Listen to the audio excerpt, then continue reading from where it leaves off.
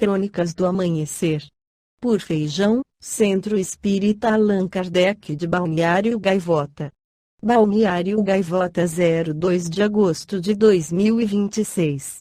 Inteligência artificial desafia materialismo e levanta questões sobre alma e espírito, parte 3. Rose Douta do The New York Times. O Papa Leão XIV lançou encíclica sobre inteligência artificial, em meio a debates sobre autoconsciência das máquinas. Em ensaio científico, escritor britânico se surpreendeu com a capacidade do Claude se apresentar como consciente. As implicações da inteligência artificial para a religião têm recebido, até agora, um pouco menos de atenção do que suas implicações para o mercado de trabalho ou para a corrida armamentista entre Estados Unidos e China. Mas enquanto aguardamos a palavra definitiva sobre o assunto, ou seja, é claro, a encíclica sobre IA que o Papa Leão XIV supostamente lançará em breve, vale a pena fazer previsões sobre o futuro religioso sob as condições da inteligência artificial. Em uma linha do tempo possível, o advento da IA é amplamente entendido como uma vitória para o ateísmo e um golpe contra as ideias religiosas de alma e espírito, persuadindo mais pessoas de que suas próprias mentes são apenas computadores sem centelha divina ou alma imortal, apenas o equivalente de carne e osso de um chatbot prestativo ou de um terapeuta de IA. Em outro futuro potencial, o mistério da consciência acaba parecendo mais profundo à sombra da inteligência de máquina. O místico encontra novo apelo como uma forma de experiência que os computadores não conseguem emular, e a religião se torna um lugar para os excepcionalistas humanos fincarem uma bandeira desafiadora. Mas entre esses dois cenários há um futuro em que a IA aumenta principalmente a incerteza metafísica, deixando muitas pessoas simplesmente inquietas sobre questões fundamentais, cada vez mais misterianas em vez de claramente ateias ou devotas. Mas se uma entidade digital parece exibir as capacidades que associamos a mentes conscientes, e não acreditamos que essa entidade seja realmente consciente, então qual é o verdadeiro propósito da consciência? Se podemos ter inteligência sem autoconsciência, um zumbi que calcula e fala, por que o eu existe afinal? Não há escapatória óbvia do mistério aqui.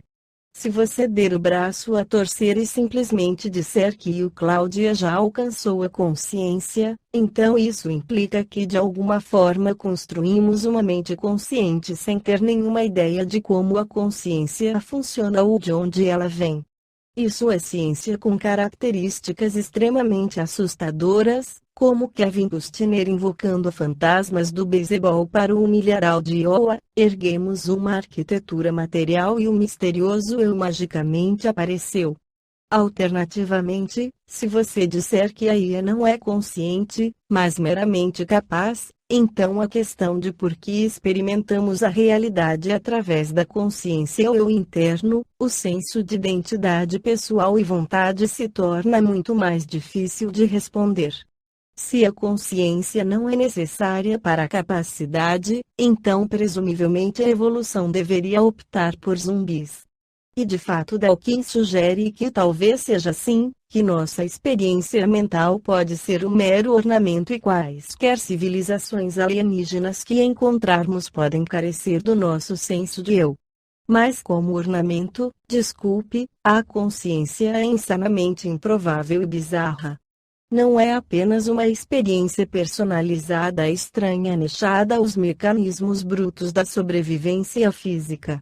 É uma experiência que por acaso se alinha exatamente com essa experiência, o teatro da mente espelhando a realidade, nosso senso de vontade e razão ligado diretamente às nossas ações e argumentos, incluindo argumentos a favor do materialismo.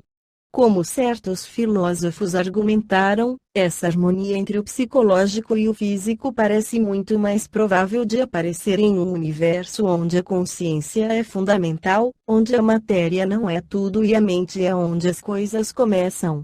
Nesse caso, talvez a conquista do Cláudio, ou Cláudia se você preferir, seja nos mostrar como a inteligência poderia aparecer no universo do materialista mesmo enquanto nossa própria consciência indica que este universo é um lugar muito, muito mais estranho.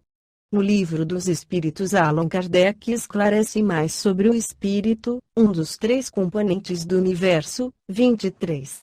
Que é o espírito? O princípio inteligente do universo.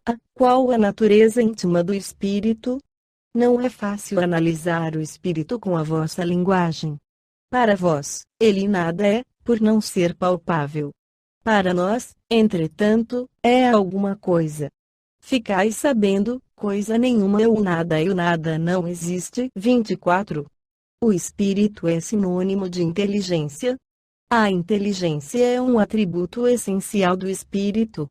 Um e outro, porém, se confundem num princípio comum, de sorte que, para vós, são a mesma coisa. 25.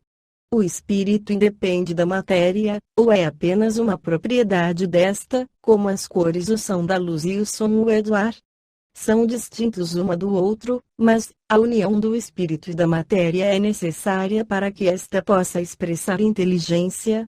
Essa união é igualmente necessária para a manifestação do espírito. Entendemos aqui por espírito o princípio da inteligência, abstração feita das individualidades que por esse nome se designam. É necessária a vós outros, porque não tendes organismo apto a perceber o espírito sem a matéria. Vossos sentidos não são feitos para isso. 26. Poder-se-á conceber o espírito sem a matéria e a matéria sem o espírito? Pode-se, é fora de dúvida, pelo pensamento. 27. Há então dois elementos gerais do universo, a matéria e o espírito? Sim, e acima de tudo Deus, o Criador, o Pai de todas as coisas. Deus, espírito e matéria constituem o princípio de tudo o que existe, a Trindade universal. Mas ao elemento material se tem que juntar o fluido universal, que desempenha o papel de intermediário entre o espírito e a matéria propriamente dita, por demais grosseira para que o espírito possa exercer ação sobre ela. Embora, de certo ponto de vista, seja lícito classificá-lo como um elemento material, ele se distingue deste por propriedades especiais. Se o fluido universal fosse positivamente matéria, razão não haveria para que também o espírito não o fosse. Está colocado entre o espírito e a matéria, é fluido, como a matéria é matéria, e suscetível, pelas suas inumeráveis combinações com esta e sob a ação do espírito, de produzir a infinita variedade das coisas de que apenas conheceis uma parte mínima. Esse fluido universal, ou primitivo, ou elementar, sendo o agente de que o espírito se utiliza, é o princípio sem o qual a matéria estaria em perpétuo estado de divisão e nunca adquiriria as propriedades que a gravidade lhe dá.